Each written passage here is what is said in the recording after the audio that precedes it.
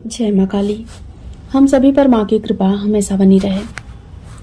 दृष्टि के भी कई प्रकार होते हैं। हालांकि हम बस यही जानते हैं कि दिव्य दृष्टि है, उसके लिए साधनाएं करनी है और हमें जो भूत भविष्य है उसकी जानकारी मिल जाएगी। लेकिन दृष्टि के भी बहुत सारे प्रकार होते हैं।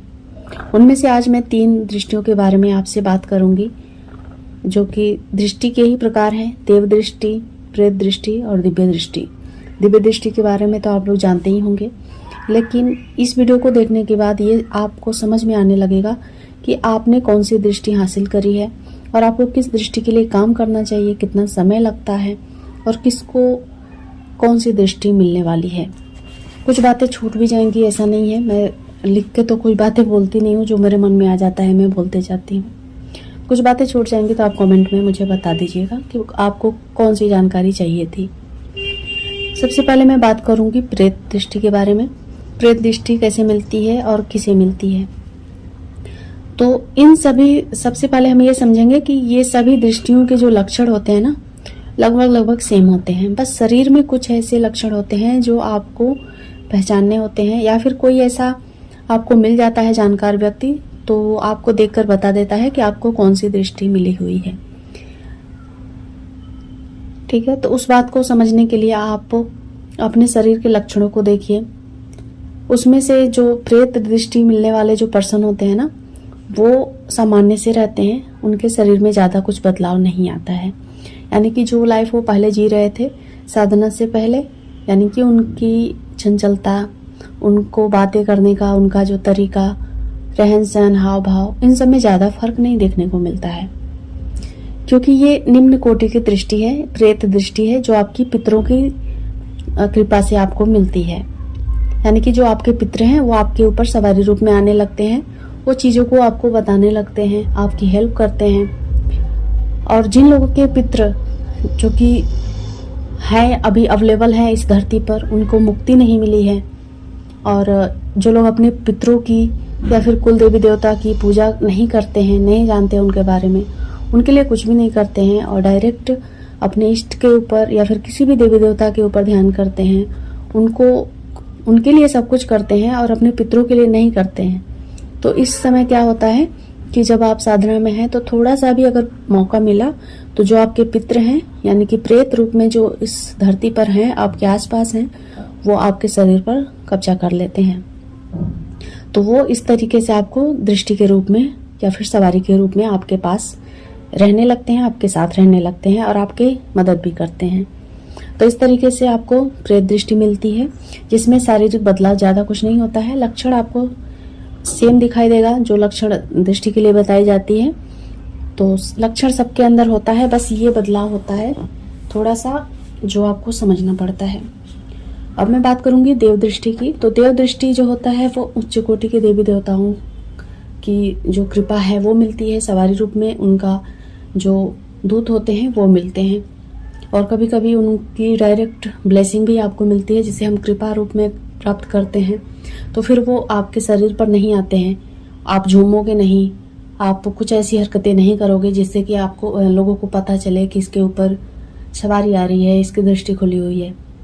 तो ऐसा होता है देव दृष्टि, जिसमें देव की कृपा मिल सकती है, जिसे ब्लेसिंग कहते हैं, या फिर उनके जो दूत हैं वो लोग आपके साथ रहकर आपकी मदद कर सकते हैं।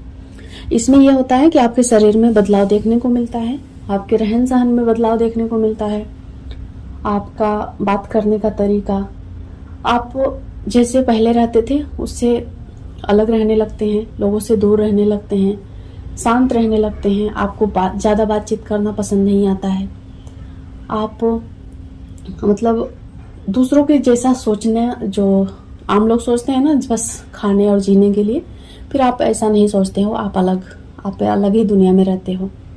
आपकी पूरी दुनिया ही चेंज हो जाती है जब आपको देव दृष्टि मिलती है या फिर देवताओं की सवारी रूप जो मिलती है वो। तो इसमें आपने समझा होगा बारीक सा अंतर है। अब मैं बात करूंगी दिव्य दृष्टि की। तो दिव्य दृष्टि जो होती है वो एक उच्च कोटि के जो साधक होते हैं उनको ही मिलती है। यानी कि देखिए, यहाँ पर अगर मैं बात करूं 100 में से तो 90% लोगों को प्रेत दृष्टि मिलती है, 9% लोगों को देव दृष्टि मिलती है और 1% लोगों को यानी कि 100 में से सिर्फ 1% लोगों को ही दिव्य दृष्टि मिलती है। दिव्य दृष्टि का मतलब यह होता है कि हमने खुद को जान लिया, खुद को सिद्ध कर लिया, खुद की जो थर्ड आई है उसको एक्टिवेट कर लिया, और हमें जो हमारे इष्ट की ब्लेसिंग है वो तो मिली ही, साथ में हमने अपने आप को ही देवतुल्य बना लिया। इतनी साधनाएं करी, इतना मन को शुद्ध कर लिया, मन को अपनी चेतना को इतनी जागृत कर ली कि हम खुद ही देवतुल्य हो गए। ऐसे लोग जो होते हैं ना वो 1% ही होते हैं। और इनका जो लक्षण आप देखेंगे, इनके जो रहन सहन को आप देखेंगे तो ये पूरी दुनिया से एकदम कट के अलग रहना शुरू कर देते हैं। कोई संन्यास धारण कर लेता है, या फिर अगर परिवार में भी है तो वो लोगों से दूरी बना के ही रखेगा और एकदम शून्य हो जाएगा। उसको मतलब दुनियादारी, कोई खुशी, कोई गम से कोई मतलब नहीं होगा। आप उसके सामने लाखों का खजाना भी लाकर रख दो तो वो भी मतलब वो खुशी नहीं जाहिर करेगा कि मैं बहुत खुश हूँ, वो अंदर से खुश ही नहीं होगा। या फिर कोई उसके सामने एक्सपायर कर गया तो उसको गम भी नहीं होगा, ऐसा हो जाता है। और इस तरीके से आप पहचान पाओगे कि आपको कौन सी दृष्टि मिली है। तो अब हम जानेंगे कि इसमें समय किसको पाने के लिए कितना लगता है। तो देखिए, प्रेत दृष्टि जो है वो बहुत ही जल्दी मिल जाता है, उसके बाद देव दृष्टि मिलती है। सबसे ज़्यादा समय और सबसे ज़्यादा मंत्रों के जाप की संख्या दिव्य दृष्टि को पाने के लिए ही लगती है, और वो बहुत ही ज़्यादा मुश्किल होती है, बहुत ही कम लोगों को मिलती है। तो समय भी उसी तरीके से है जैसे कि लक्षण है, मतलब जो चीज़ें ज़्यादा मूल्यवान है उसके लिए ज़्यादा समय लगता है, जो चीज़ें थोड़ा उससे कम है उसके लिए थोड़ा कम। इस तरीके से आप तीनों दृष्टियों के बारे में जान गए और इनके समय और लक्षण के बारे में भी जान गए होंगे। मिलती हूँ नेक्स्ट वीडियो में, तब तक अपना ख्याल रखिएगा। जय माँ काली।